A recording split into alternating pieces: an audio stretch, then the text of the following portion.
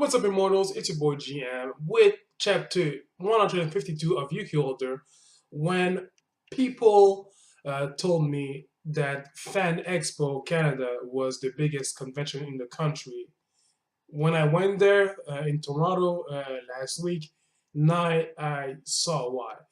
If you're following me on Instagram, I've posted a lot of pictures out of it, and if you haven't seen those pictures yet, go right ahead. It's amazing.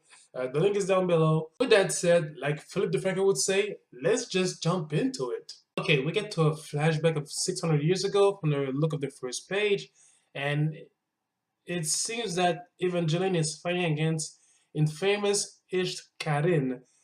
And I get a feeling that this Karin is the same one that we are seeing right now in the series. So by the look of the first page, it looks like we're gonna explore Karen's past. Yeah, back then Evangeline was very ruthless. Okay, wow. Like she tore off her head, but of course, that's not enough to take down Yukihime. But it's good that we get to explore Karen's past because, um, I mean, from what I've seen from the three first pages, because she's always, bossy, upstanding, and all that, but I think that she has a very saddened part of herself that we as the readers want to explore. And I think that this chapter will give us the opportunity to explore that. Okay, so it seems that Isana, Onoka, Mizore, and Shinobu have become pretty much full-time at working at the UQ Older headquarters. Well, in the at least in the hotel department, and they're talking about some video game that was inspired from Negi's Adventures, NGU, something like that.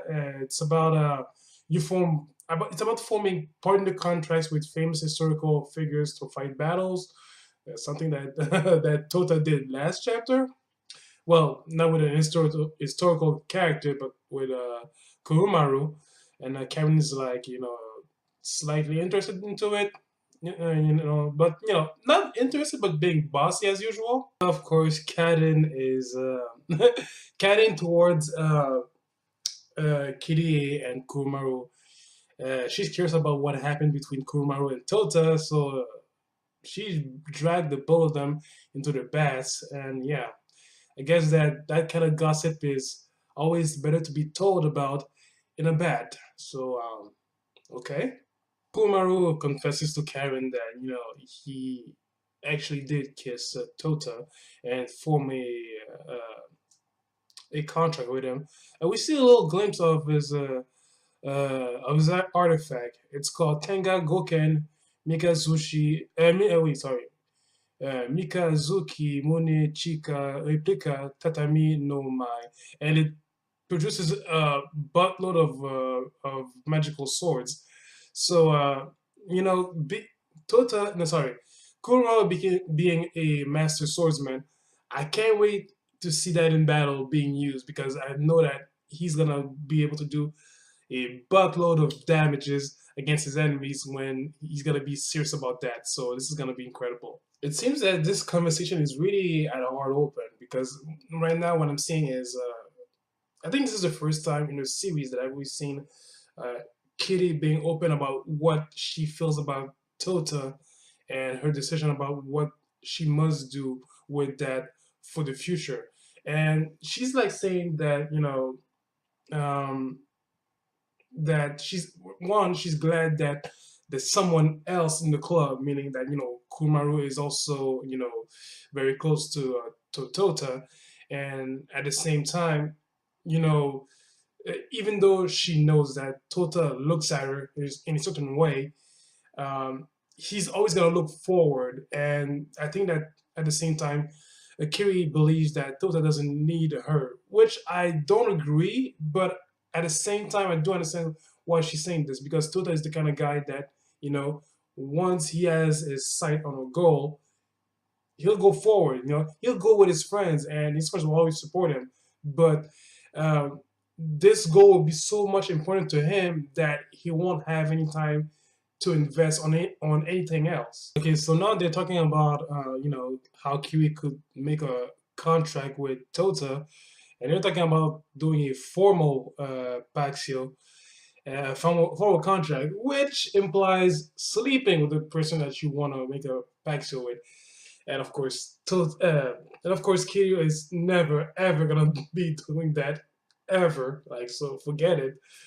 Um, then again, this is Yuki older. Anything can happen. Okay, apparently Kamu has been whispering to Kitty's ears about another way to make a formal contract, and it seems that they're okay with something, but what is it? I want to know. We're talking battle power ups. Shouldn't you be pushing yourself a little harder? That's Kitty towards Karin. Lately, I haven't seen you win a battle once. Wow. Okay, that is that is some serious diss. That immortal hunter sent you to the moon. Ooh, and Seiko wiped the floor with you. Ooh. In other words, if anyone needs a power up, it's you, Karin. Oh wow! Like Kitty really destroyed the floor out of Karin. Wow.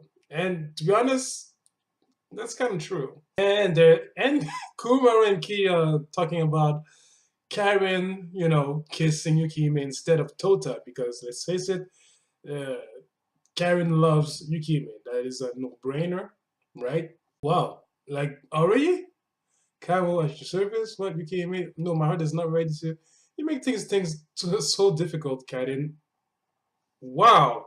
And their kiss already? Oh, okay. Wait, something happened. Hold up. It didn't form a contract. Man, how come making contracts is so difficult with immortal creatures? Seriously. Back in the Enigma series, man, like contracts used to be formed on a universal scale, right? Oh my god. All right. Well, here's the thing. The thing why it doesn't work is the fact that the curse, the immortality curse that Canon has, is divinely gifted and divinely cursed. And I'm guessing that to for that curse to be lift off, at least to be able to make a contract, it would have to be asking God for forgiveness. But the thing is, as Yukihime said, if we ask your God, I'm guessing he'd say the world doesn't need me. And you see that Karen is really like destroyed by that. Like her eyes is really utterly destroyed. Oh my God, she is. Wow, Karen is cruelly demoralized and destroyed. Like her spirit is gone. Wow. Of course, Kitty, considering that the contract doesn't work with Yukihime, this one suggests to Karin that with Tota it might work, and of course, Karin is not down with this idea. It seems that like the rest of the chapter is gonna be focusing on Tota and Karin, and hopefully, I'm not gonna say that Karin will decide to stop hating on Tota because this is part of her character in the series. Like this is not gonna stop ever. But I hope she will start seeing him in a better eye because right now this news is like making her hate Tota in a cosmic level. Why are you following me? Well, because we're friends, aren't we? Who are you calling friends? And that's what Tota is, no matter how much the mean things you say to him, he'll always smile at you. So okay, it seems that she's crying as well. Yeah, oh yeah, Karen is crying big time. What am I doing? What good will it do to take it out on him? Yuki-sama created him to be a tool. He wouldn't even exist if he wasn't needed. Who am I to talk to him like that? I'm the worst. Okay, now, yeah, Karen is as I'm not gonna say she started to hit rock bottom, but I think she's trying to admit her own faults. Having a flashback of seeing Jesus Christ crucified, and we know that in the story she seems to be the Judas among the apostle of Jesus Christ. So that's why she was cursed with immortality. And here we go. You are my friend, Tota Konoe.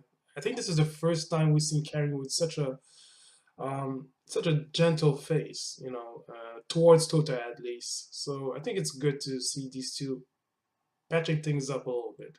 So we all know the story of Karin's past. She used to have a teacher, meaning Jesus Christ, uh, whom she respected a lot, but she betrayed them, and she felt so bad about that that she committed suicide. And after that, I think that's how she got her immortality from God, uh, from what we know of so far.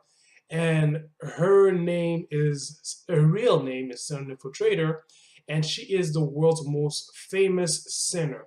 So in that case, I would have to say Judas. Oh yeah, she is really Judas. Like we are seeing everything from the past, her betraying Jesus and all that. The seriously, this is a deep story. 30 pieces of silver. Yeah, you can't get more Judas than that. I'm really confused. When Tota asks about that famous teacher, I assume that he presumes that it is Jesus Christ. And Karen responds with good question. The story and the reality are two different things. If we assume that the story that is currently told is true in the minds of the people, then my teacher is not that famous person.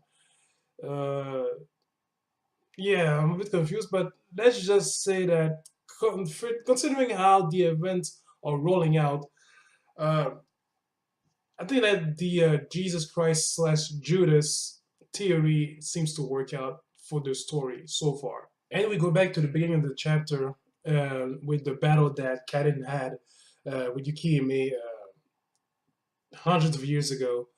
And you know, Yukihime is like, you know, of all the immortal creatures roaming across the earth, she's never met one with such a reckless mortality as Karen's, I suppose. And seriously, the way these two are battling out, wow, it is incredible, truly incredible. Like, wow, it's almost devilish. There is no way that whoever gave you this power does not love you. This isn't a curse; it's a blessing.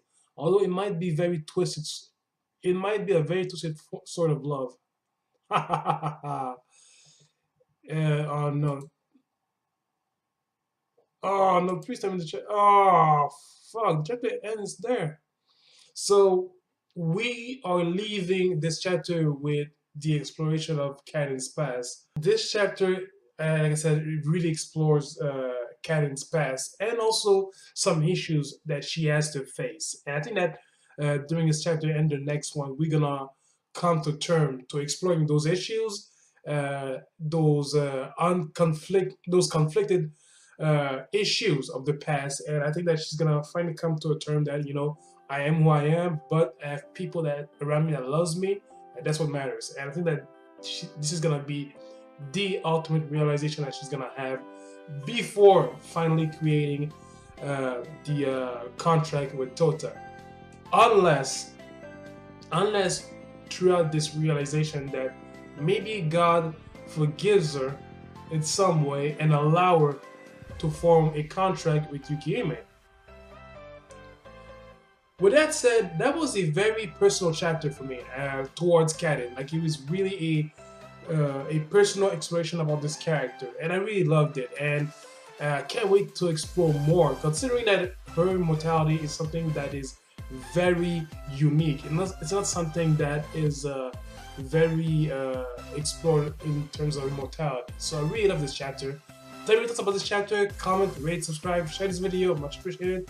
And Immortals, I'll catch you guys next month. In the meantime, please do me a favor, take care of yourselves. See ya!